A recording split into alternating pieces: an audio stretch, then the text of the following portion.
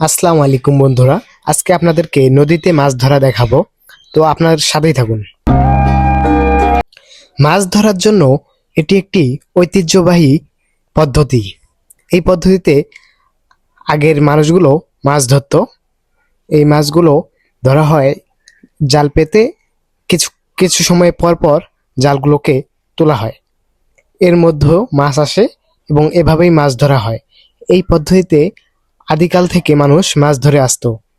এই পদ্ধতিটি অনেক সুন্দর এবং সময় কাটানো এবং নদীতে মাছ ধরার মজাই আলাদা।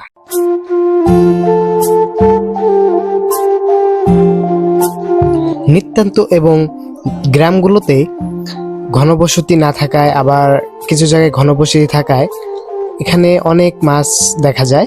এই মাছগুলো তারা গ্রামের মানুষরা মেরে কিছু সময় নিজেরা খায় এবং কখনো কখনো বাজারে বিক্রি করে। এভাবেই গ্রামের মানুষরা অনেকে জীবনযাপন করে। তো নদীতে এভাবে মাছ ধরা বিষয়টি অনেক ভালো। এবং দেখেন, ছোট ছোট জাল আছে এখানে, এবং এখানে যে জালটা তোলা হচ্ছে, তোলার পরে মাছ থাকে এখানে। এভাবেই গ্রামে মাছ ধরে।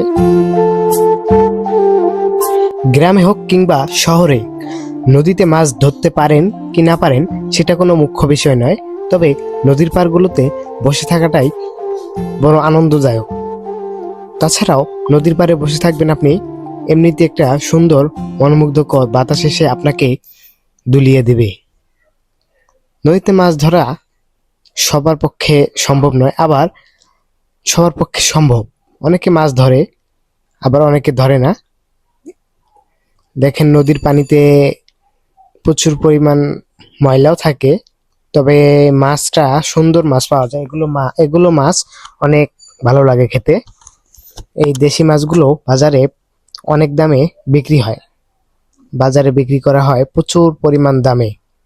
এই মাছগুলোর চাহিদা অনেক, যেহেতু দেশি মাছ সেহেতু এই মাছগুলোর চাহিদা প্রচুর।